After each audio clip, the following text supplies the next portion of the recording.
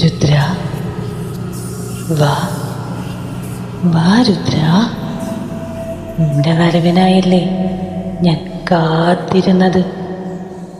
വാ. മോളുടെ മുറിയിൽ നിന്നല്ലേ ആ ശബ്ദം കേട്ടത്? അതെ, വാ നോക്കാം. പ്രതാപനും രാധികയും മകളുടെ മുറിയിലേക്ക് ഓടിച്ചെന്നു.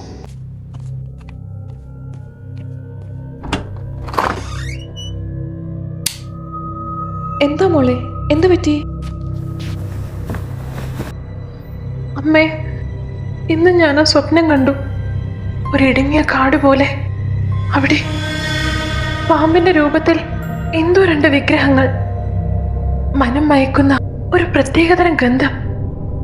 നിലത്തൊക്കെ ചുവന്ന മുത്തുകൾ വീണ് കിടക്കുന്നു.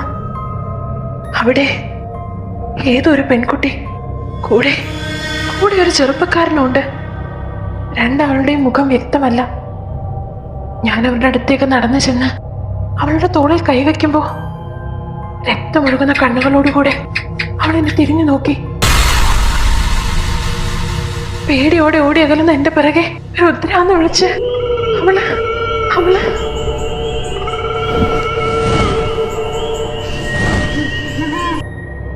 അപ്പോഴേക്കും രുദ്ര നന്നായി വിയർത്തിരുന്നു. മോള് പേടിക്കണ്ട, പ്രാർത്ഥിച്ച് കിടക്കാൻ നോക്ക്. അമ്മ കൂടെ കിടക്കണോ? വേണ്ടമ്മ, നിങ്ങൾ പോയി കിടന്നോളൂ. ഇതിപ്പോ എനിക്ക് ശീലമായില്ലേ. ഇവൾ രുദ്രാഗ്നിക, മേലേടത്ത് പ്രതാപൻ നായരുടെയും ഭാര്യ രാധികയുടെയും ഒരേയൊരു മകൾ. മുംബൈ നഗരത്തിലാണ് വളർന്നതും പഠിച്ചതുമെങ്കിലും മലയാളി തനിമ ഒട്ടും ചൊരാത്തൊരു പാവം പെൺകുട്ടി. കഴിഞ്ഞൊരു വർഷമായി അവളെ വിടാതെ പിന്തുടരുന്നൊരു സ്വപ്നം. ആ സ്വപ്നത്തിന്റെ അർത്ഥം മനസ്സിലാകാതെ അവൾ തളർന്നുറങ്ങുമ്പോൾ മറ്റൊരിടത്ത്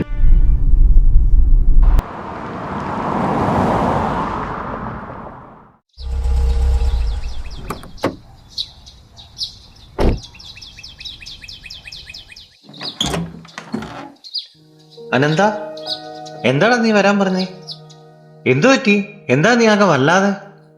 ജീവ, അവളെ ഞാൻ ഇന്ന് സ്വപ്നം കണ്ടടാ. ആരെ? ആ മുഖമില്ലാത്ത പെണ്ണിനെയോ? അവളെ തന്നെ. എന്റെ പൊന്നനന്ത, ഏതായാലും നീ സ്വപ്നം കാണുന്നുണ്ട് എങ്കിൽ ആ മുഖം കൂടെ കണ്ടുകൂടെ നിനക്ക്? നിന്റെ അച്ഛനോ നിന്റെ കാര്യത്തിൽ ഒരു ശുഷ്കാന്തിയില്ല, പക്ഷെ എനിക്കങ്ങനെ അല്ലല്ലോ. നീ ഒരു പെണ്ണ് കെട്ടിയിട്ട് വേണം എനിക്കൊന്ന് കെട്ടാൻ. ആത്മാർത്ഥ മിത്രമായി പോയില്ലേ? നീ ഒന്ന് നിർത്തി ജീവ. മനുഷ്യനോട് തലയ്ക്ക് വട്ട് പിടിച്ചിരിക്കുമ്പോഴാ അവന്റെ കോപ്പിലോ ഓരോ. പിന്നെ ഞാൻ എന്താണ് പറയേണ്ടത്? ഇതുവരെ കണ്ടിട്ട് പോലുമില്ല, മുഖം പോലും അറിയത്തില്ല. അങ്ങനെ ഒരു പെണ്ണുണ്ടോന്ന് പോലും ഉറപ്പില്ല. അങ്ങനെ ഒരു സ്വപ്നത്തിന് പിന്നാലെ മട്ടനെ പോലെ നടക്കുന്ന നിന്നോട് ഞാൻ എന്നാ പറയാനാ? ഇതങ്ങനെ അല്ല ജീവ. അവളാണ് എൻ്റെ പെണ്ണെന്ന് എൻ്റെ മനസ്സിലാരോ മന്ത്രിക്കുന്ന പോലെ. അവളെനിക്ക് ആരൊക്കെയാണെന്നൊരു തോന്നൽ. അനന്തം വിവാഹം കഴിക്കുന്നെങ്കിൽ അത് അവളെ ആയിരിക്കും. ആരാണെന്ന് പോലും വെളിപ്പെടാത്ത എൻ്റെ സ്വപ്നത്തിലെ എൻ്റെ മാത്രം മാലാഖെ. നിനക്കേ മൂത്ത ഭ്രാന്ത. അല്ല ഇപ്പൊ ഞാൻ എന്ത് പറയാനാ?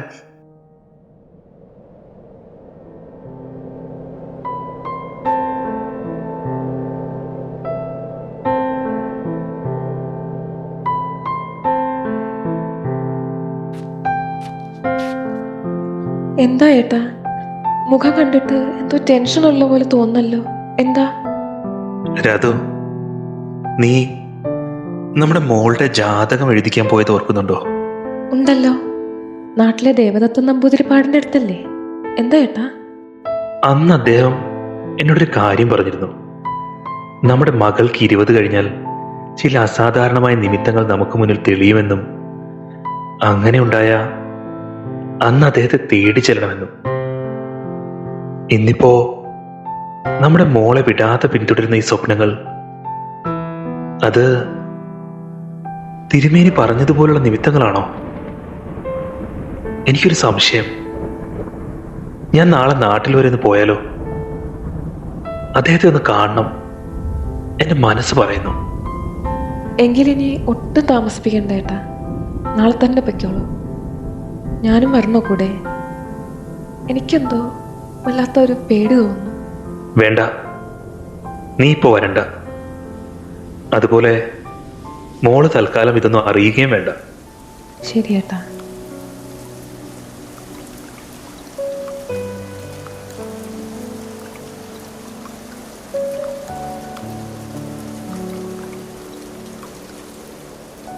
പിറ്റേന്ന് പുലർച്ചെ തന്നെ പ്രതാപൻ മുല്ലശ്ശേരി ഇല്ലത്തേക്ക് യാത്ര തിരിച്ചു.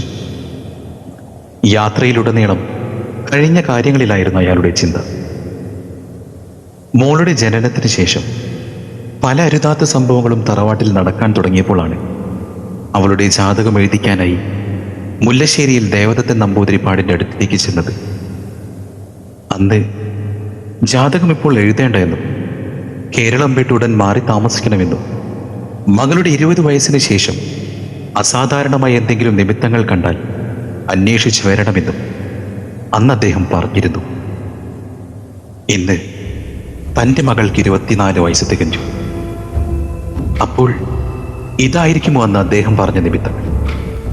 ചിന്തകളിൽ ആണ്ടിരുന്ന് സ്ഥലമെത്തിയതുപോലും അദ്ദേഹം അറിഞ്ഞിരുന്നില്ല. മുല്ലശ്ശേരി ഇല്ലത്തേക്ക് കയറി ചെല്ലുമ്പോൾ അദ്ദേഹത്തിൻ്റെ നെഞ്ചെടുപ്പ് വല്ലാതെ ഉയർന്നിരുന്നു.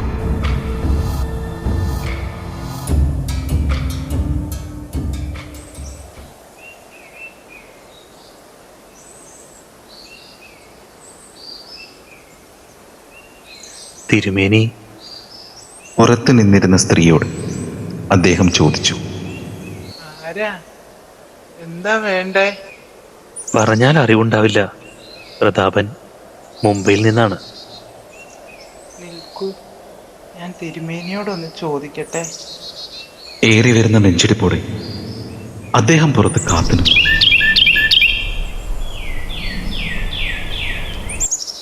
കയറി ചെല്ലാൻ തിരുമേനി പറഞ്ഞു. അകത്തേക്ക് ചെന്നോളൂ. ഇടത്തു നിന്ന് 3-ാമത്തെ മുറിയിലാണ്.